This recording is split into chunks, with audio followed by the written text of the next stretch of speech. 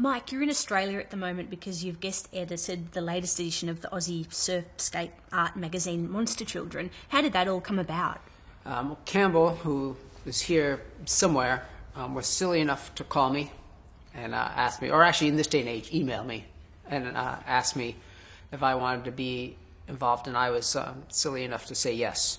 So simple as that. And we were introduced we had a friend in common named Shelby Mead, who's kind of an awesome linker of all people.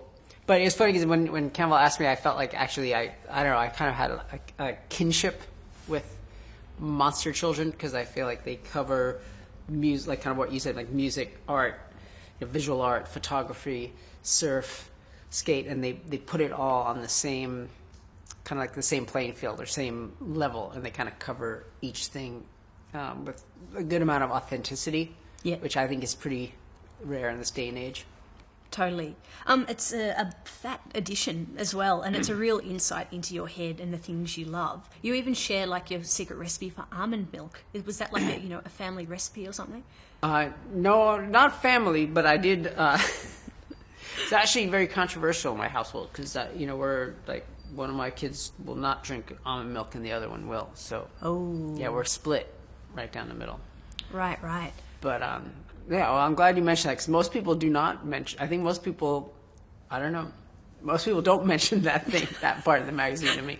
That was the bit that stood out for me, because I thought, surfing, skating, art, cool. I kind of get that. Almond milk, didn't expect that. Yeah. Nice. It's all part of the day. Yeah. And there's even the surfing trip with a bunch of your friends, and you talk about your playlists in the cars with Spike Jones. So how did that sort of part of it come together?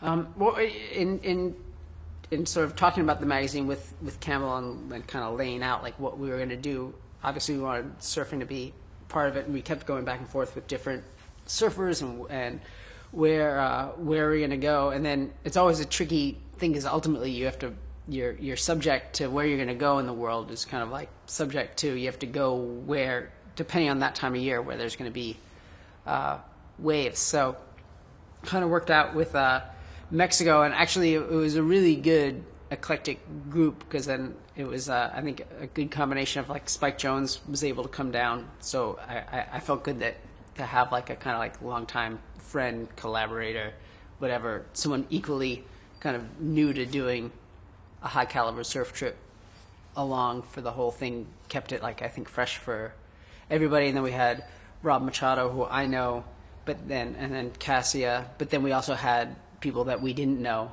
so it was, but they all knew each other, so it was kind of like, it actually worked out really great in terms of being this like group where I think people were really excited to kind of be there together with each other, and hopefully it shows. I might ask you about the band, if that's cool. You guys first came together in New York in 1981, first as a punk band? Yeah, I guess 81, 82, around there, yeah. Cool. Then what inspired a bunch of white guys to transition to hip-hop and rap?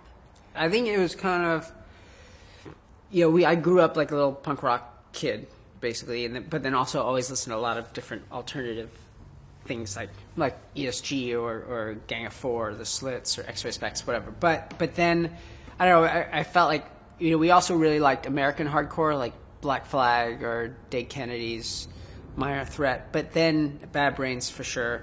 But then I kind of feel like, I don't know, with American hardcore, it kind of became like too much the same, and it was almost like a uniform, you gotta have like a leather jacket and blue jeans and whatever. We always liked, with like punk rock, what we liked is things were always changing and always different. And as soon as we all heard like rap music, especially once like rap records started to come out, we would just memorize every word of every rap record that we could possibly get. And then it was like we realized we were spending more of our time listening to that and doing that than we were with like our with like hardcore records or punk rock records or whatever.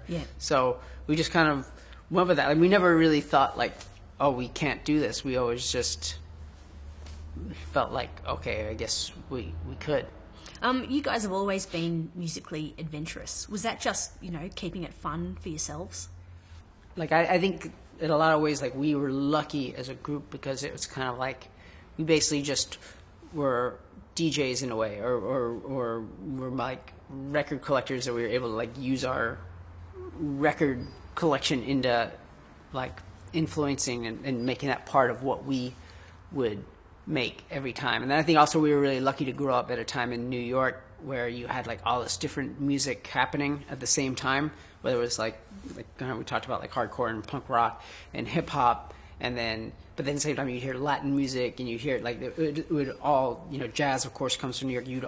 You'd hear everything kind of all at once, so it always just seemed natural to us to put all those things together. Or actually dancehall and reggae too. I forgot about that. Like that. Yeah. That was always a influence. Like I remember early on being like a huge Clash fan because like the Clash liked reggae. Then I kind of discovered reggae and I was like, oh, okay, that's like another music that I can like along with punk rock and hip hop the same way. But then I feel like when we were kind of influenced like that, because then I felt like then when we became a band, we kind of felt like, okay, we saw how the Clash could kind of lead the way like that. I mean, not that they're a great band, so I'm not trying to put ourselves in high esteem. Yep. Like the Clash, but I'm just saying like they were like kind of effective messengers or communicators about like getting people into other kinds of music like that, and I think that kind of cued us a little bit on that. And you release so many classic music videos, and so many of them are really entertaining and often really funny as well. Was that? Do you think that was part of why you guys had such broad appeal? I mean, I don't know why. I don't know why. It's not for me to say why people liked us or didn't like us or hated us or liked us, whatever. But I think it's funny. I think we grew up as much as we grew up on like what we've been talking about musically. I think we also grew up in a weird way on like there are all these comedies we would watch all the time, like with Chevy Chase and Bill Murray and that whole kind of like era of like, I don't know, like Caddyshack and Stripes and Meatballs, kind of like films like that. And so that was always a big influence for us. And so that was always just felt natural, or that like kind of felt like that's what we came from. That's interesting because often, you know, you're sort of set up as the pranksters in a lot of the music videos, like especially in Fight for Your Right. You know, you're there invading the geeks kind of party, and it looked like you were having fun as well. Yeah, well, but yeah, definitely that was inspired by like just growing up like watching those comedies like over and over and over again, like probably way too many times. Fight for Your Right definitely became a party anthem. Was it always intended to be? No, I mean, well, I guess it's cool that it was. We were just kind of like what you were saying before. We were just joking around, you know. For us, it was kind of like that was like us thinking like, oh, wouldn't it be really funny if we made a record like this? To them making a record like that, but then we never really thought that people would take it seriously. And it wasn't until it's funny because we kind of recorded it as a demo, but then once it was like mixed properly, it actually sounded like a real record. And I remember we were all kind of like a little bit shocked. Like we were like, wow, this sounds like something you could actually hear on the radio. And then it was. You're a band that has stood for things as well. So, you know, Tibetan human rights, you released an anti-Iraq war protest song. Do you see music as kind of a force for political change or getting messages out there? Yeah, I just think music is an incredible medium for communicating emotion and feelings about things. So it has this unique way of like resonating with people, and so I think there's like I've always been like a huge fan of groups like The Clash or Public Enemy, or you know, I kind of like put them all in the same category of groups that like are able to make incredible music, but part of what makes their music is incredible is that they're able to speak on things and say really important things. And you're a band that's taken a real anti-commercial stance as well, so you don't like your music being used in ads. So I read recently that you knocked back a bunch of cash from Arnold Schwarzenegger to have Sabotage used in a big blockbuster action film. Why have you taken that kind of stance? I don't know. You know, it's kind of like, I think we're always like, I mean, it's one thing with films because those are creative things. So usually we try to say yes to films using our music if we can.